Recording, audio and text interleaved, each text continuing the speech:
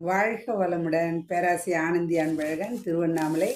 இன்னைக்கு சிந்தனையாக என்ன எடுத்துக்கலாம் அப்படின்னா, சங்க நோக்கம் அப்படின்ற விதத்தில் என்ன சொல்கிறாரு அப்படின்னு. சங்கம் அப்படின்னா நம்ம நிறைய பார்த்துருக்குறோம். அது சிறு தொழிலாக இருக்கட்டும், பெரிய தொழிலாக இருக்கட்டும், எல்லாமே பார்த்தீங்க அப்படின்னா சங்கம்னு ஒன்று வச்சுக்கிட்டு தனி மனிதனுக்கு ஒரு பாதுகாப்பாகவும் அவனுக்கு கூட உதவுறதுக்காகவும் அவங்க எல்லாம் ஒரே நோக்கத்தோடு அதை செய்கிறாங்க இல்லைங்களா. அப்போ அந்த சங்க நோக்கம் எப்படி வந்தது அப்படின்றது தான் சுவாமிஜியோட கருத்து.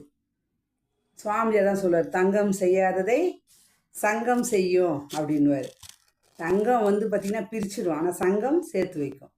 சரி, முற்காலத்தில் கல்வி வாய்ப்பு ரொம்ப குறைவாக இருந்துச்சுங்க. அதனால் என்ன பண்ணுறாங்க அப்படின்னா, தொழில் வாய்ப்பு பெற்றோர்கள் மூலமாகவும் இல்லை அப்படின்னா அவங்க பரம்பரையாக செஞ்சுட்டு வந்தது அப்படியே செஞ்சுட்டு வந்தாங்க.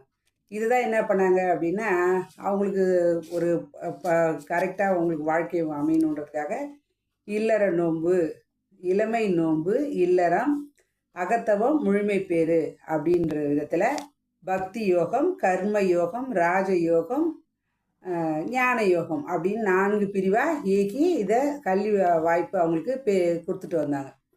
ஆனால் இந்த காலத்தில் கல்வி வாய்ப்பு நிறைய பெருகிடுச்சு, தொழில்நுட்பம்லாம் வளர்ந்துடுச்சு, நல்ல விஞ்ஞான கருவிகள், இயந்திரங்கள் இதெல்லாம் வந்ததால் என்ன பண்ணுறாங்க, மனிதனோட வயதுக்கு ஏற்றபடி அறிவால் வளர்ச்சி நிலையில் பல மாற்றங்கள் வருது. மயக்க நிலையிலேருந்து என்ன பண்ணுறாங்க, வாழ்வோர்களும் சில பேர் மாறிக்கிறாங்க.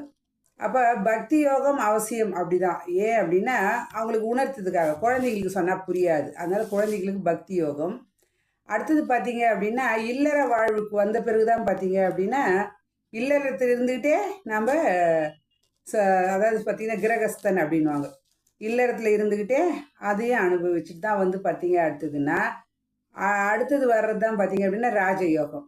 அப்போ ராஜயோகம் வந்த பிறகு தான் பார்த்தீங்க அப்படின்னா ஞான யோகம் அப்படியும் அந்த நிலையில் மாறுறாங்க. அதாவது இளமையில் இருக்கிறவங்க அடுத்தது இல்லறத்தில் அந்தந்த காலகட்டத்துக்கு ஏற்ற போல் அடுத்து இல்லறத்தில் இருந்துக்கிட்டே பார்த்திங்கன்னா ராஜயோகத்தை உணர்ந்துக்கிட்டு அடுத்து ஞான நிலைக்கு போகணும். அதுதான் பார்த்தீங்க அப்படின்னா சூத்திரன், வைசியன், சத்திரன், பிராமணன் அப்படின்னு சொல்லி உணர்த்தினாங்க.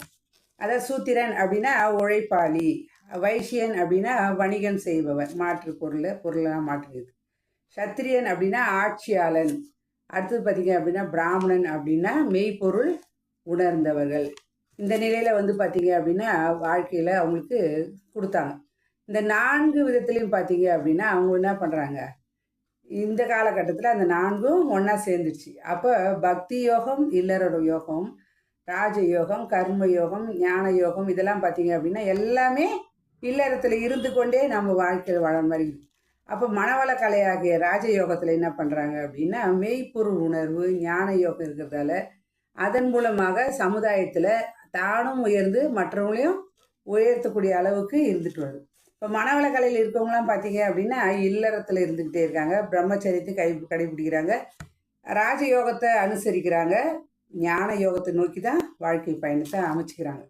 அப்போ இந்த திசை தெரியாமல் என்ன பண்ணுறாங்க, அறிவில் தேக்கம், திசை மாற்றம் இதெல்லாம் வரதான் செய்யுது. அப்போ இந்த நிலையை உணர்ந்துதா அந்த நிலையை உணரணும் அப்படின்றதுக்காக தான் என்ன பண்ணாங்க அப்படின்னா இந்த சங்க நோக்கத்தை உருவாக்கி இல்லறத்திலே ராஜயோகம், ஞான யோகம் வரணும் அப்படின்றதுக்காக சங்கத்தை உருவாக்கி உலக சமுதாய சேவா சங்கம் அப்படின்னு ஒன்று நிறுவி சுவாமிஜி நம்மளுக்கு இதை கொடுத்துருக்காரு.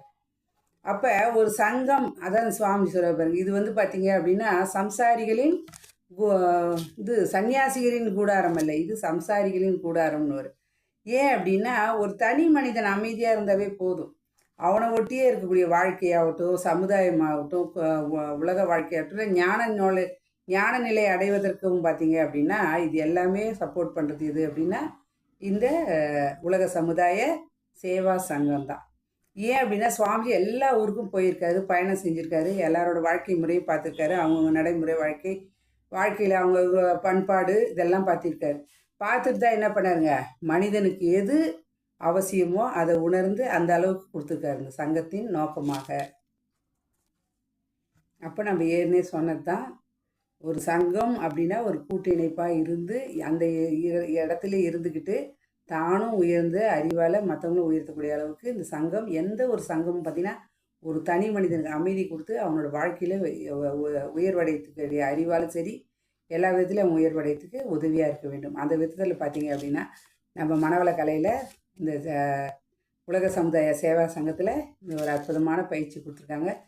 உலக சமுதாய சேவா சங்கத்தில் இணைவோம், நம் வாழ்க்கையை பண்படுத்தி கொள்வோம், பயன்படுத்தி கொள்வோம், அனைவருக்கும் பயன்படும் வரை வாழ்க்கையை உயர்த்துவோம் என்று சொல்லி இந்த அற்புதமான வாய்ப்பளித்த இறைநிலைக்கும் குருவருக்கும் இதுகாலம் செய்யும் எடுத்த அனைத்து நல்ல அன்பு உள்ளங்களுக்கு நன்றி. மீண்டும் சந்திப்போம், சிந்திப்போம். வாழ்க வளமுடன்.